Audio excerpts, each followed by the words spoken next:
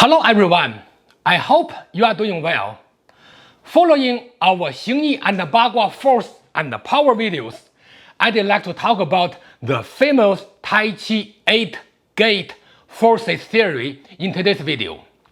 Since there are many materials about these topics already, I will only focus on clarifying some important content here.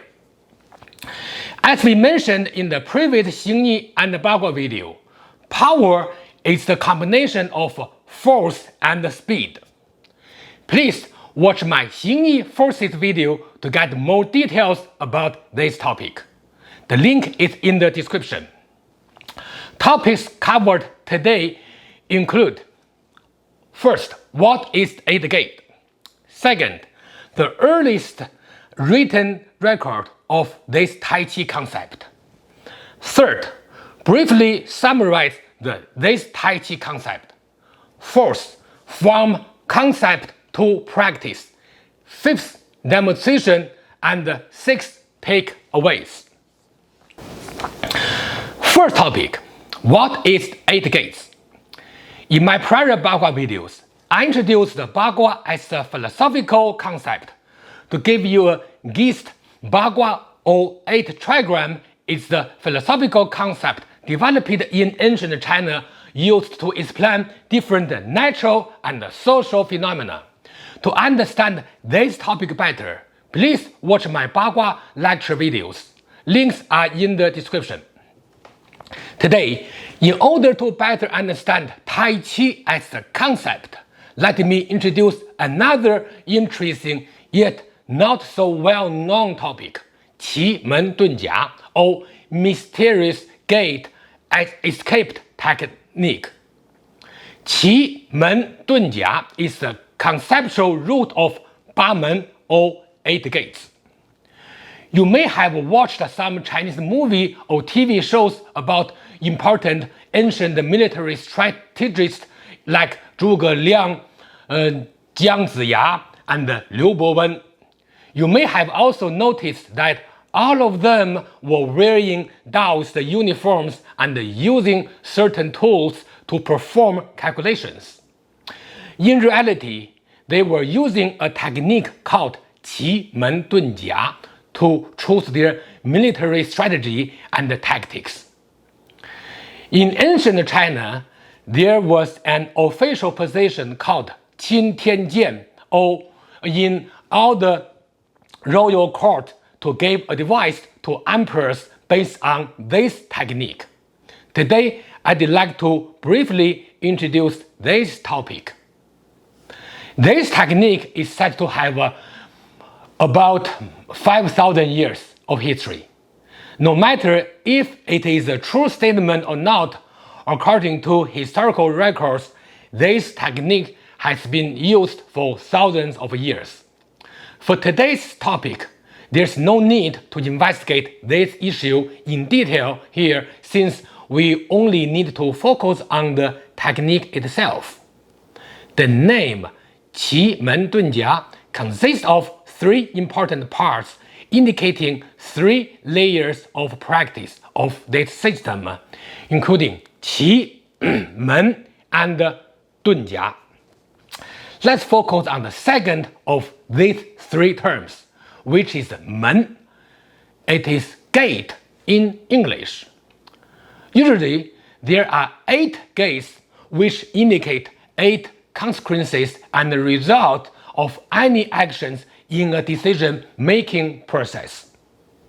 There have been about 100 documents over thousands of years introducing this technique. Qi-Men-Dun-Jia has been considered the most profound knowledge in terms of I Ching application in military strategy, public administration, astrology, agricultural activity, mathematics, and economic activities, among others.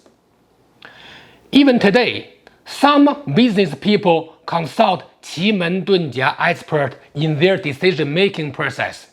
You could say that those business people considered Qi-Men-Dun-Jia to be ancient MBA studies.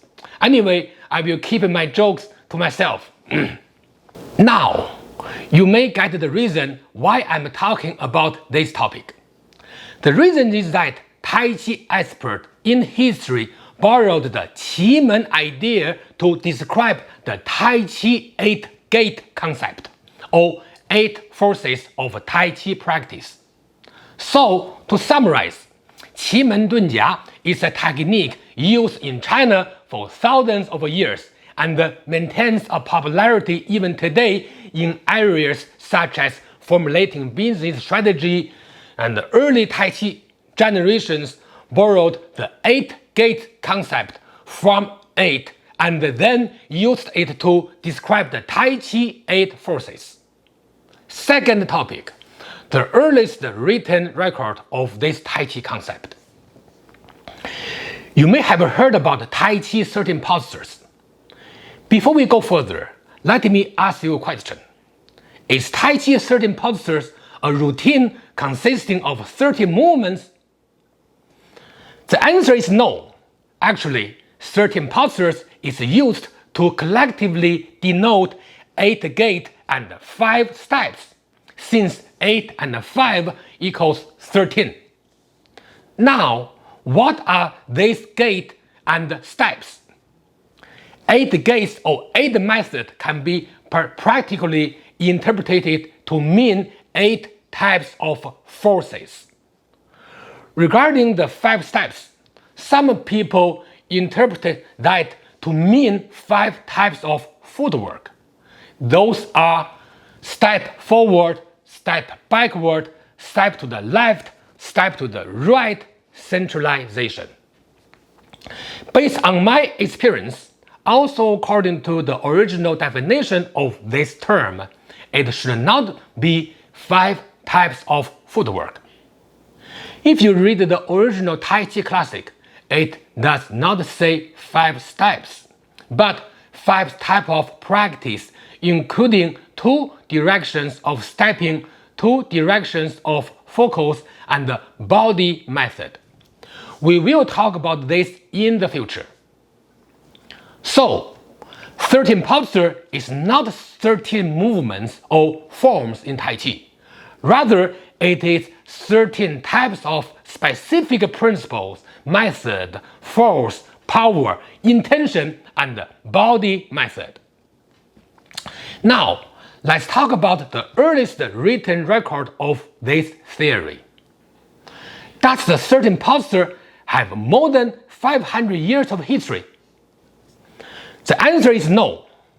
The earliest written record of this concept is from Li Yiyu's book, published around the 1880s.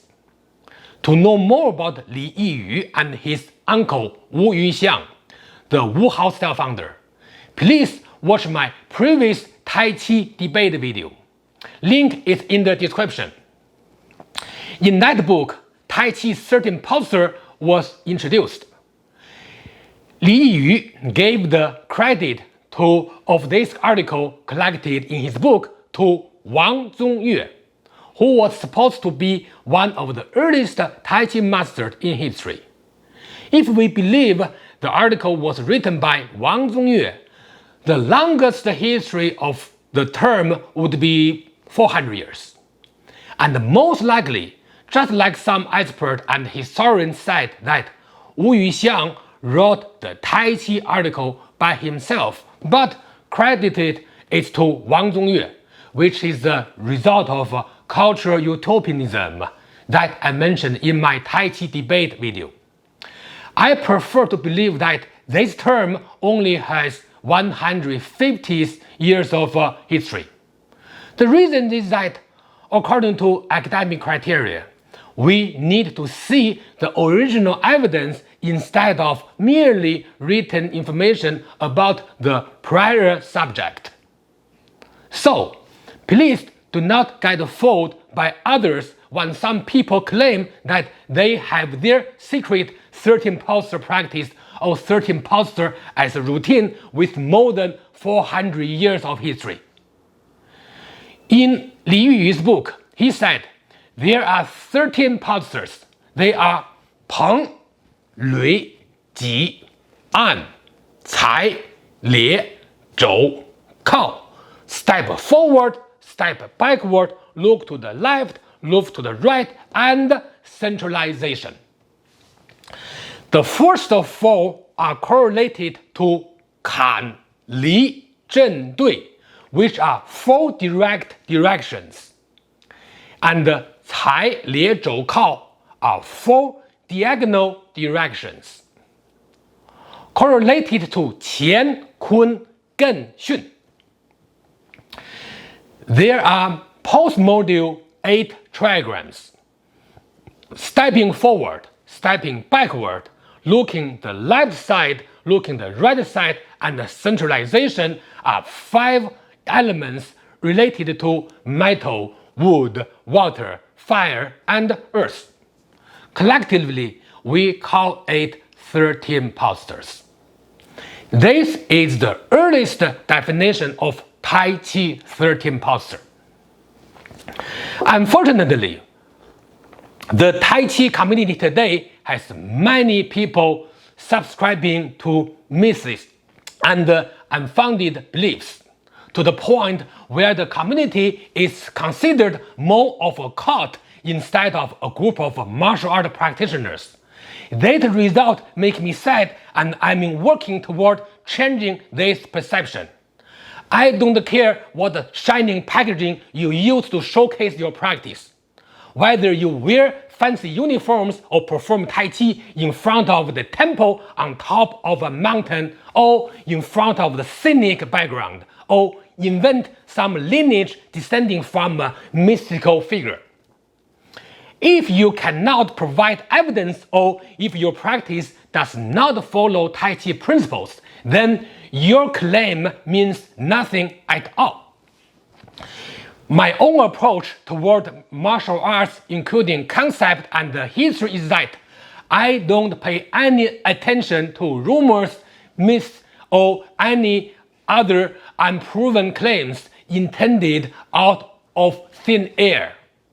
I only recognize historical records, proof, and solid demonstration, and I implore other Tai Chi practitioners to do the same. Topic 3. Briefly summarize this Tai Chi 8-Gate concept. I believe that everyone in the Tai Chi community understands this term to a certain level.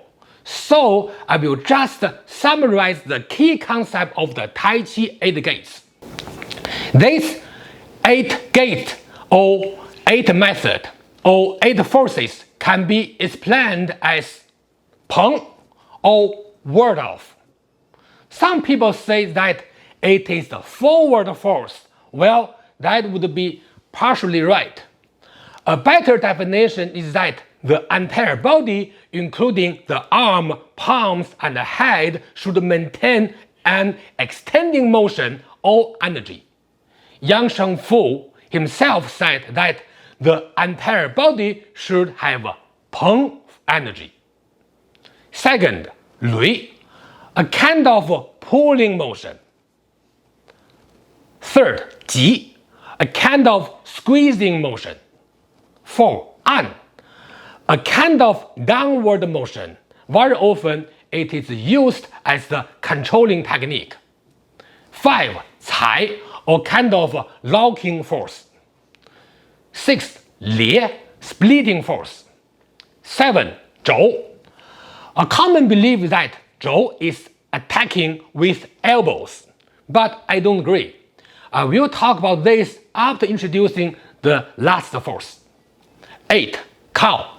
The last one is a motion that attacks or strikes with areas such as shoulders, hip, back, and so on. Now, let's talk about gate number 7, or Zhou. The commonly believed elbow attack.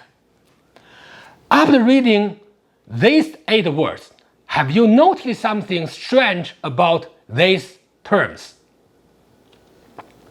If you can read Chinese characters, it might be easier for you to recognize the problem. Well, the issue here is that all of the 7 words used here except the Kao are verbs or action terms. However, 走 is a noun, not a verb in both English and Chinese. So, how come a noun is used among verbs? There must be something wrong. About 20 years ago, a friend of mine mentioned to me that he suspected that 走 or the elbow in Chinese script might not be rightly interpreted as an elbow attack. After hearing that, I did a lot of research and found out that many people believe that there might be a reason that 走 was a term used to describe an action. Then, what is the action? There are different explanations. Some people say it is the downward turning motion or sideways pulling motion, etc. Later, I found out that Wu Yuxiang, the Wuhao style Tai Chi founder and a major contributor to Li Yu's book, was from Hebei province, and he studied Tai Chi in both Hebei and Henan, the birthplace of Chen Style Tai Chi. I realized that it would be helpful to ask people in Henan and Hebei so that they might be able to figure out the meaning of that sound or pronunciation. Bear in mind, before standardization, Chinese language varied a lot from one region to another. I visit people from different fields such like martial artists, business people, and scholars.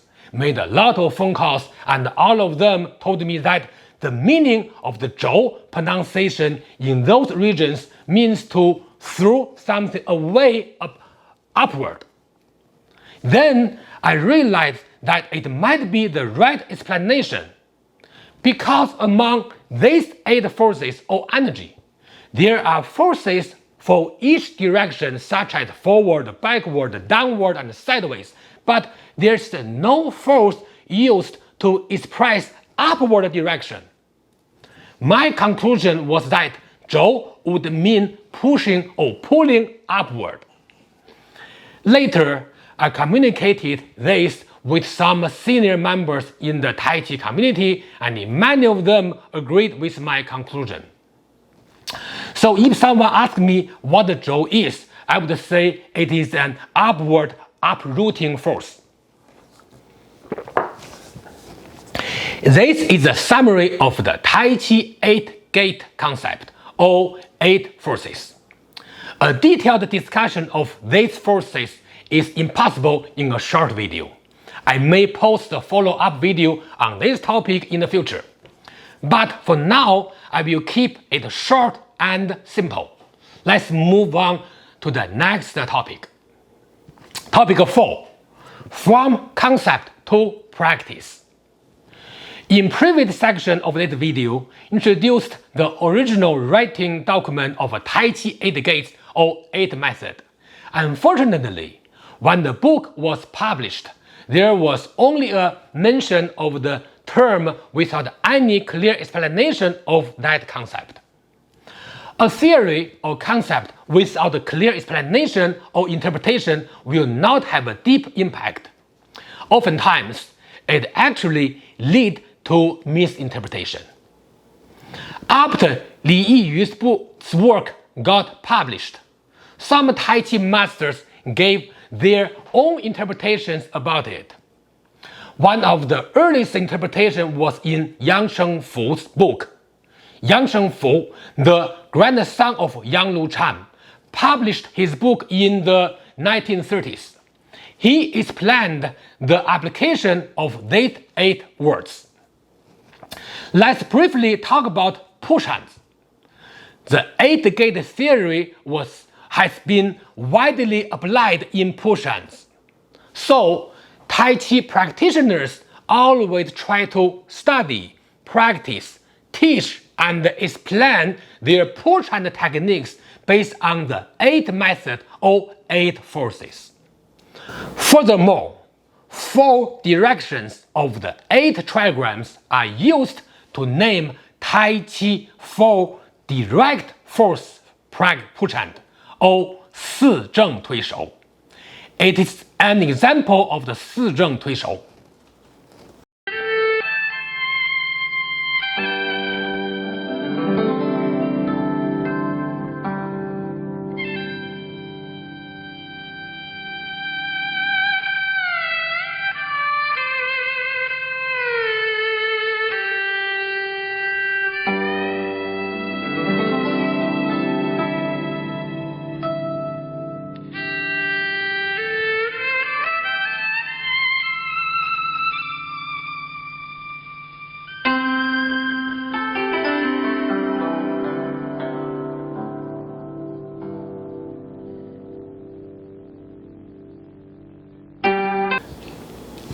The other 4 diagonal directions of the 8 trigram is used to name other Tai Chi 4 diagonal force push hand, or 四鱼推手. This is an example of the 四鱼推手.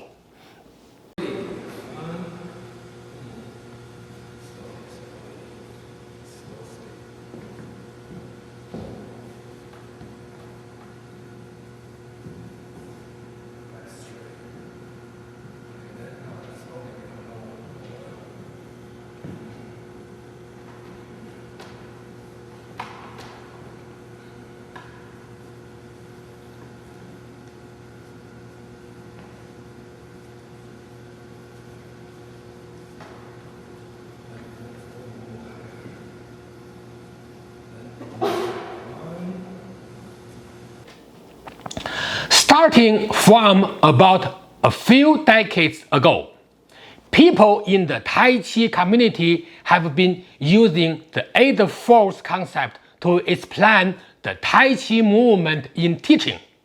So now we can see a clear path of the evolution of this term, Tai Chi 8 gates.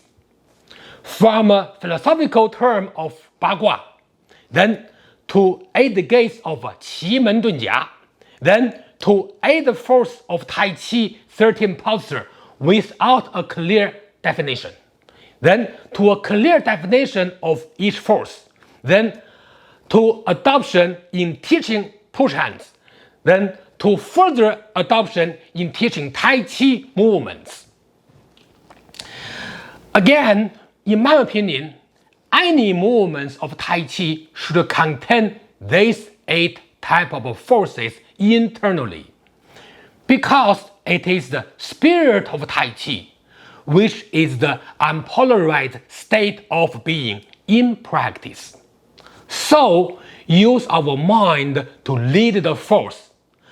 The spirit of Tai Chi is the integration of the practitioner's movement guided by intention, which is also the spirit of any internal style of practice. This is called 八法归一, or 8 or method integrated as one force or unpolarized energy. Topic 5. Demonstration. Today, I'd like to demonstrate the 8-gate concept in Tai Chi practice. I will use one form of Chen Style Tai Chi's first routine to elaborate this. The name of the form is 六风四壁, or 6 sealing and 4 closing, meaning defend ourselves from 8 directions, which is 4 plus 6 in the name of this form. Okay. 捧, 捋, 急, 按, 捧, 捋, 踩,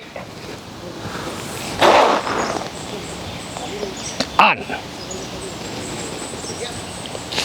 Again, let me practice again. 捧,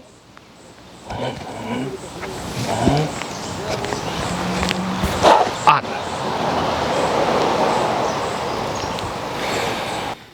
Topic 6. Takeaways. First, originally, the 8-gate theory was based on the application of Xing, or the Book of Changes, in military strategy and other important fields. Later on, people borrowed it to describe different directions. Second, the first written record of Tai Chi Eight-Gates or Eight Method, Eight Forces, was from about 150 years ago. Even though there was neither a clear definition nor a specific practice method, Tai Chi practitioners across multiple generations have been working on it. We can see a clear path from concept to practice. 3. The objective of Tai Chi force training is to return to its origin, the unpolarized energy stage, or to the level where one force contains many types of forces in an integrated manner. That concludes today's discussion. Thank you for watching, see you next time, and enjoy your practice.